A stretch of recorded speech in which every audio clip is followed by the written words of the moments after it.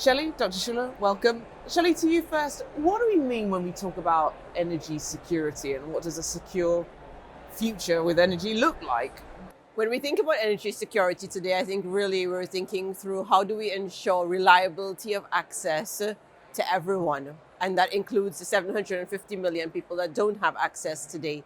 So it's around reliability of access, it's around affordability, and it's around security of that supply overall. So I think really security of supply will have to deal with how do we ensure that everyone can access affordable energy.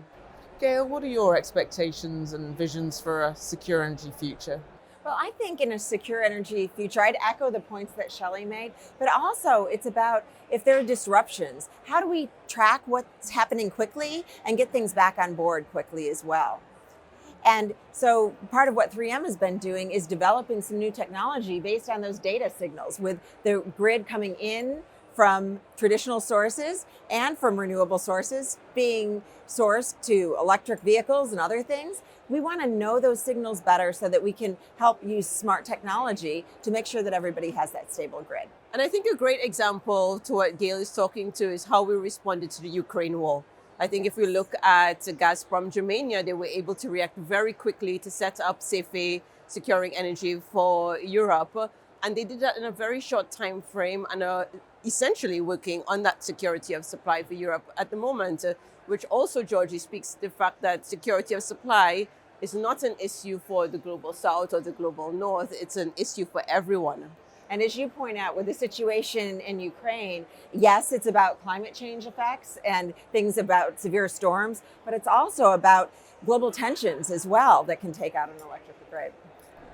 You mentioned there some big challenges. What are you expecting some of the challenges going forward into the future, and how 3M will meet those? Well, 3M partners with our customers all over the world to try to make a difference in important ways. And I, unfortunately, don't see a big sign that we're going to have less severe weather, or unfortunately that we're going to have less conflict in the world. So I think we need to be smart about getting out ahead of them and really finding solutions. 3M offers both the materials that we've long used for weather stability, but also more in the digital space to help sense when there's a disruption in the signal and help create the information to make a change that's needed. Shelly, tell me more about the role of technology and public policy in energy security. You mentioned there the difference between global south and other developing nations. Yep. So good question, but very big question, I would say. And maybe let me tackle the technology side first. I do think that we have a lot of proven technologies on the table. We really do need to think through how do we scale that at a pace that is acceptable. And in my perspective, that comes down to ensuring that we're diverting the financing that we need to replace the older fuels with the low carbon fuels going forward. So when we think about technologies, there are winning technologies out there. There's renewables. We've seen the cost of renewables come down tremendously in the last decade. And then there are future technologies that we are betting on, like carbon capture. Now, to your second part, what's the role of policy? I think the policy mix for every country will vary quite a bit depending on the culture, depending on the corporates that exist within those countries.